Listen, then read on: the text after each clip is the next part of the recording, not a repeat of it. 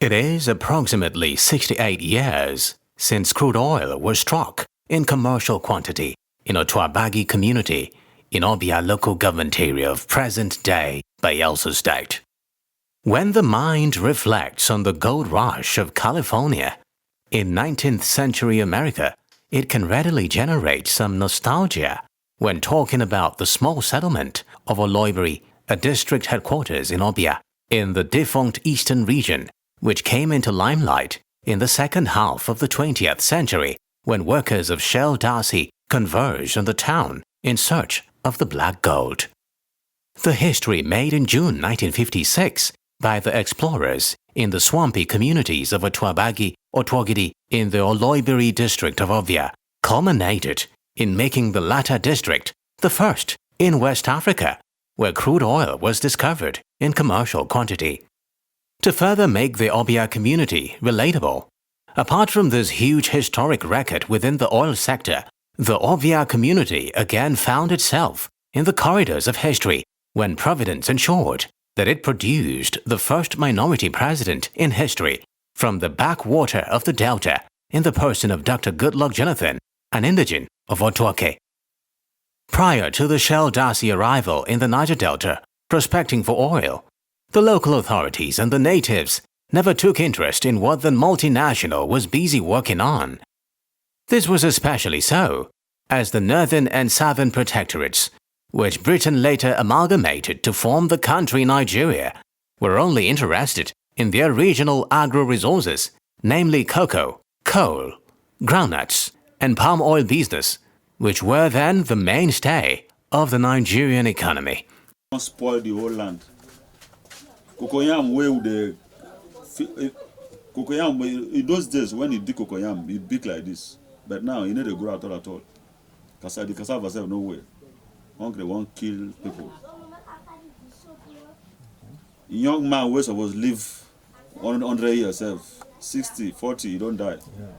You understand? Because of the air where the oil go where they inhale the pollution where they. So shall not try at all. Farming. But the crops are not growing. It's a problem to the Otuabagi community. The first crude oil well was named Oloibiri Well, after Oloibiri community by the prospecting company. The mind-boggling food for thought is that it is believed that while California, the 31st state of the American Union, grew from a countryside to a modern and well-planned city on account of the mad rush for the precious metal, the reverse has been the case for the Oloibiri oil field communities. The discovery of the black gold, instead of accelerating the growth of the host communities, has turned out to be a pain to the people, as Oloibiri could best be described as an old jacket tossed from the user's back without any compensation. The people are said to be largely left forgotten, desolate, and not prioritized, despite their pride of place. To build a new community. Roads, schools, and hospital. Scholarship. But nothing. Look at the community today. Food on mother house. All these ones, if you try see some kind of structure, that's in trouble. Farming. But the crops are not growing. Promise well and say they will do all those things. We say we're happy. Say our community won't become London. As per say, this community will be the place where the first oil well come out in whole West Africa. But we can't agree with them and make them work. What they say, those promises what they promise us, they will do them. They will do them. As we take you round the coastal community of Oloibiri oil field and further probe for how the people there are coping since Shell left the area in 1972 with a lot of unfulfilled promises, Our curiosity for the stories of oil exploration in Otuabagi community led our crew to the residence of the Community Development Committee CDC Chairman, Obi Dianoma. This visit further led the crew to meeting with a live witness of the events leading to the discovery of oil 4 years before Nigeria got her independence on October 1, 1960. His name, Elder John Bob. According to him, he was a little boy when Shell Dowsey, which name later changed to Shell Petroleum Development Company SPDC, came for its oil exploration in the community in 1956.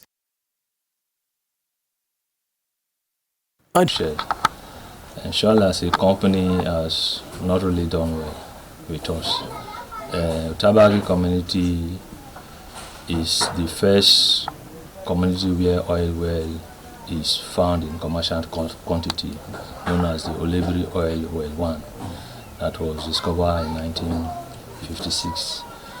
And as you can see for yourself, Otuabagi ordinarily ought not to be like this. We are lacking so many things, and from the best of our ability, Shell has not done well with us.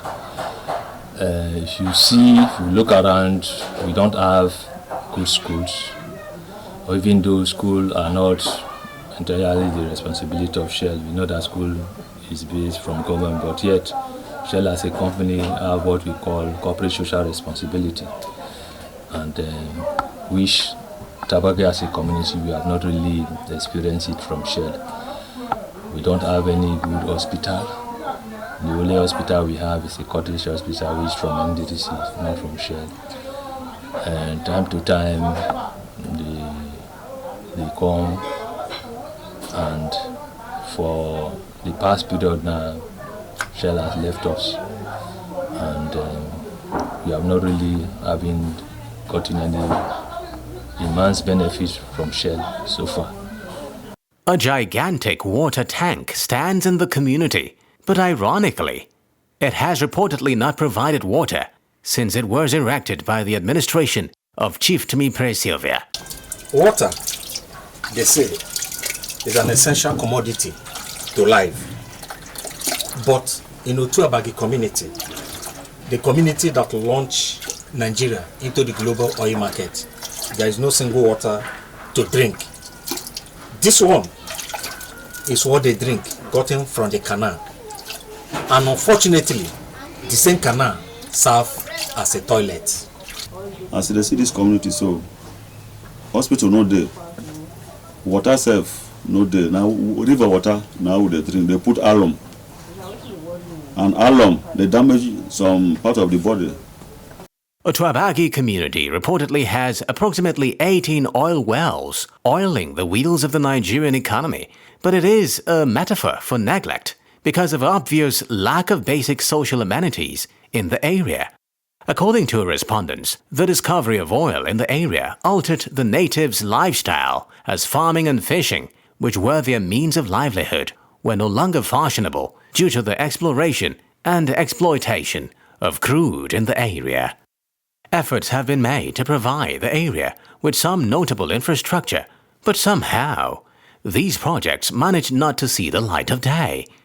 In 1981, former President Shehu Shagari laid a foundation for oil museum in Otuabagi community, but according to the natives, it was abandoned. Several years later, former President Olusegun Obasanjo also laid another stone for Petroleum Research Institute, which was also allegedly abandoned. Many years later, former President Muhammadu Buhari laid another stone for Oil Museum, which again was abandoned. This uncompleted building behind me is the Oloibiri Oil Museum, but like other projects, it looked abandoned. Shagari can do lay foundation ceremony, come out. That thing collapsed, and they buried down. They don't do anything till this Bopashes all come, call do laying again, come out, nothing. Now, Buhari don't come do in own come out. Say they won't do Oil and Gas Museum Center. It will come do the laying foundation. Come out. Nothing has been done.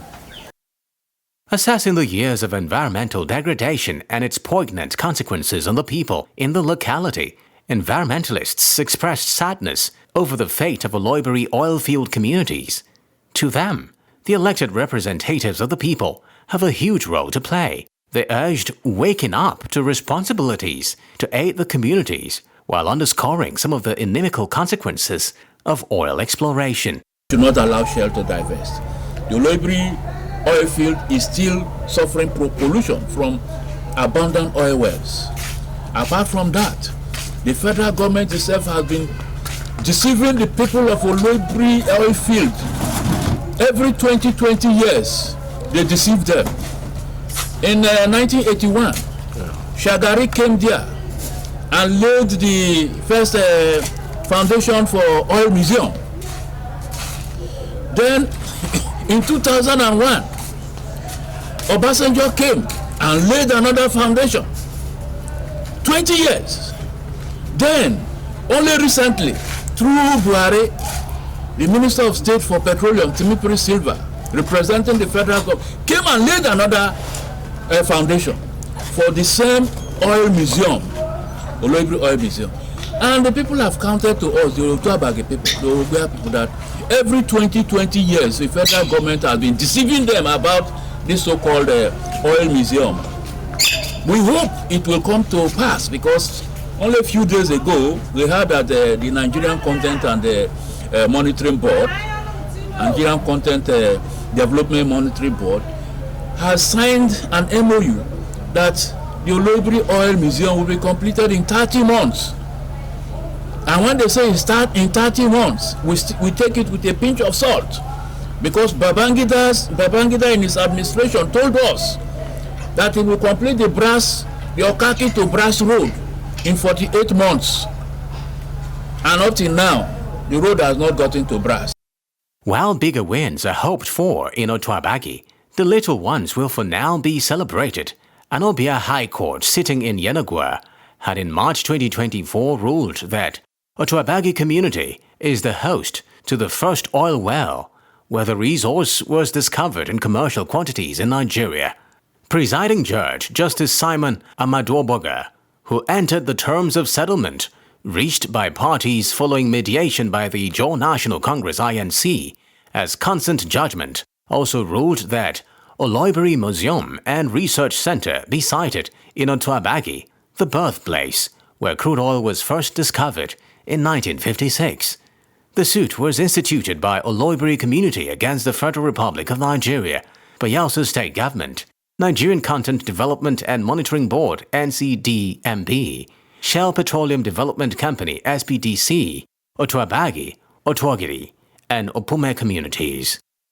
The court further ordered the Oloibiri community to desist from demanding a relocation of the museum and research center project, or any part thereof, since the earmarked project can only be sited where artifacts such as the first oil well are located. The development went on to later arrest an 8-long contradiction over the rightful owner of the land where oil was first discovered in commercial quantity and quality in Otuabagi community in Obia local government area of Bayelsa State of Nigeria in 1956. The famed Oloibiri oil field was made up of 21 oil wells discovered and named sequentially, starting with the first discovery on the 15th of January 1956 in Otuabagi in the then Oloibiri district, Brass Division, in pre-independence Nigeria. Recall that in 2021, the federal government approved the siting of the Museum and Research Center project in Otuabagi, Otuagiri, and Opume at a cost of 117 billion naira and was being developed by the Petroleum Technology Development Fund (PTDF), NCDMB, and SPDC. The project was to commence immediately since 2023, but were stalled by litigations from the various communities around Obia local government area over who should be the original host community of the multi-billion research center. Legal experts have hailed the judgment as appropriate, reflecting and representing history correctly while also setting the record straight. And a certain officer of the court came out of the court and was saying Look at what people are doing. They want to cite a project somewhere. And some people are going to court to seek an ex parte motion to stop the project. I just wanted to be part of a discussion. I just asked a question, please, which community or which project? Lo and behold, it was Otuabagi that was mentioned, it was Oloibiri that was mentioned. I dropped what I was filing and it took my interest. I said, what happened in court? That they filed a motion before the court and the court refused to grant the ex parte motion to stop the project.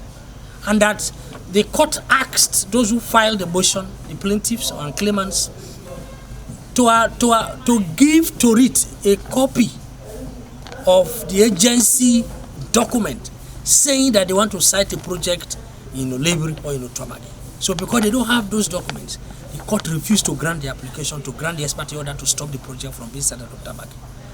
When I heard that, I put a call to Professor Wadias, who was also from Otuabagi, and then we met. And the community met, the Otuabagi community met.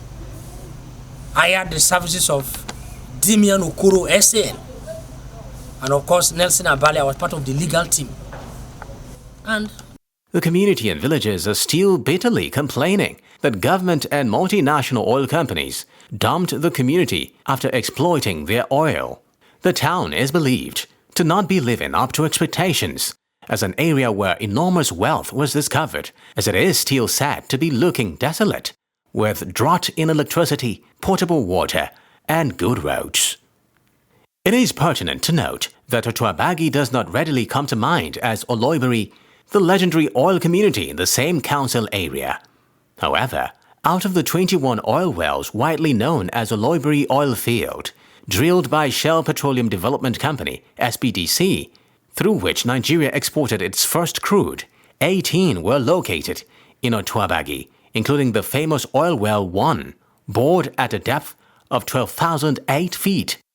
The decision of the Anglo-Dutch oil giant to later abandon Oloibiri oil field in the 70s on grounds that the oil wells had dried out has the locals still nursing their scars. More than 3 decades after, the natives, predominantly loggers, wood carvers, anglers and farmers, take every opportunity they get to bemoan the desecration of their land and neglect by government.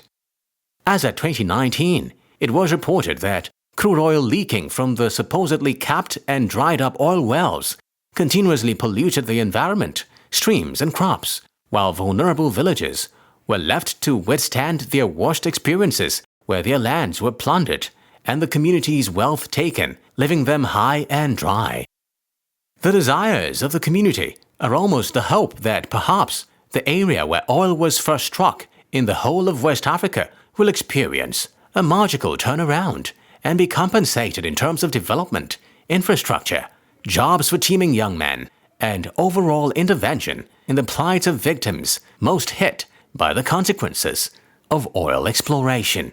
Over 3,000 meters deep. This is the oil well that brought so much fame to Nigeria. This is the oil well that launched Nigeria into the global oil market. But the irony of it is that this community of Otuabagi that owns this oil well lacked basic social amenities. They are therefore calling on the federal government to come and alleviate their plight. Achinono Temple,